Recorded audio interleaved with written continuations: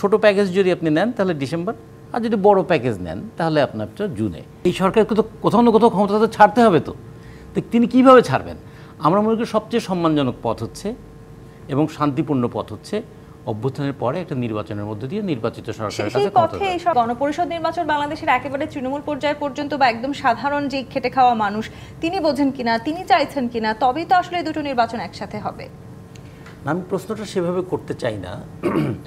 একটা রাজনৈতিক দল তো তার মতো চাইতেই পারে, হ্যাঁ, সেটা এনসিপি তার মতো করে চাইতে পারে, বিএনপি তার মতো করে চাইতে পারে, আমরা বাসদ আমাদের মতো করে আমরা চাইতে পারি। এটা নিয়ে আবার জনগণের মধ্যেই তো আমরা যাবো, তাই না?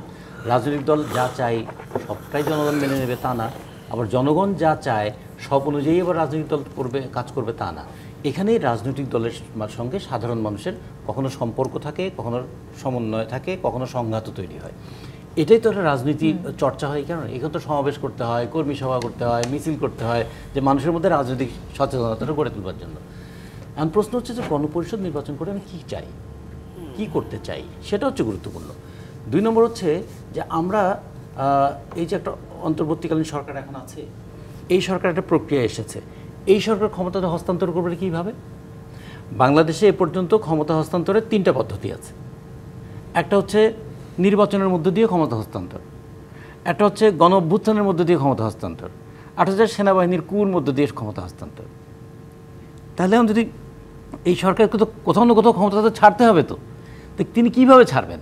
আমরা মনে করি সবচেয়ে সম্মানজনক পথ হচ্ছে এবং শান্তিপূর্ণ পথ হচ্ছে অভ্যুত্থানের পরে একটা নির্বাচনের মধ্য দিয়ে নির্বাচিত সরকারের কাছে পথে এই সরকার কতখানি এগিয়েছে এখনো পর্যন্ত? এইটাই নিয়েই এখন প্রশ্ন উঠছে যে সরকারের যিনি প্রধান তিনি কিন্তু বলছেন ডিসেম্বরে নির্বাচন হবে, তিনি কখনো বলছেন যে জুনে হবে। ছোট মানে প্যাকেজ করেছেন, ছোট প্যাকেজ যদি আপনি নেন তাহলে ডিসেম্বর, আর যদি বড় প্যাকেজ নেন তাহলে আপনার জুনে। কিন্তু তিনি বলছেন যা, আবার তার আশেপাশে যারা আছেন তারা আবার যেভাবে বলছেন, এটা নিয়ে মানুষ বলছে তাহলে তো কথার মধ্যে খুব মিল পাচ্ছি না। কারণ অনেক সময় বলে না যে রাজা যত বলে পারিষদ বলে তার শতগুণ, এইরকম প্রশ্ন তখন তৈরি হয়েছে। তাহলে কোনটা আসলে ডিজায়ার অফ দ্য গভর্নমেন্ট, সেটা নিয়ে একটা, তার মানে আসলে গণপরিষদ নির্বাচন এবং জাতীয় নির্বাচন আদৌ একসাথে হবে নাকি কোনটি আগে হবে সেটা আমরা না আগে হওয়া পরে হওয়ার প্রশ্নটা পরে। প্রথমত প্রয়োজনটা কি?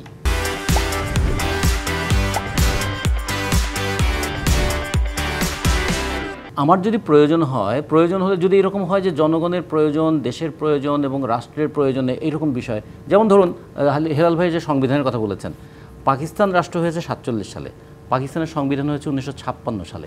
9 বছর লেগেছিল সংবিধান তৈরি করতে। ভারতের সংবিধান তৈরি করতে 3.5 বছর লেগেছিল।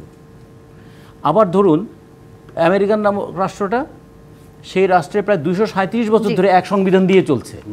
এর মধ্যে কত পরিবর্তন হয়ে গেল, কিন্তু তারা একটা সংবিধান, এখানে 27টা সংশোধনী তারা করেছে। আবার ধরুন ইংল্যান্ড, তার কোনো লিখিত সংবিধানই নাই, তার একটা কনভেনশন এবং কনসেনসাস দিয়ে তারা এটা চলছে। আবার ফ্রান্সে দেখুন 1789 সালে ফরাসি বিপ্লব হলো, বিপ্লবের কিছুদিন পরে বিপ্লবের যারা নেতৃত্বে ছিলেন তারা নিজেদের মধ্যে অন্তর্কোন্দল, অন্তর্দ্বন্দ্বে প্রায় সবাই মারা গেলেন।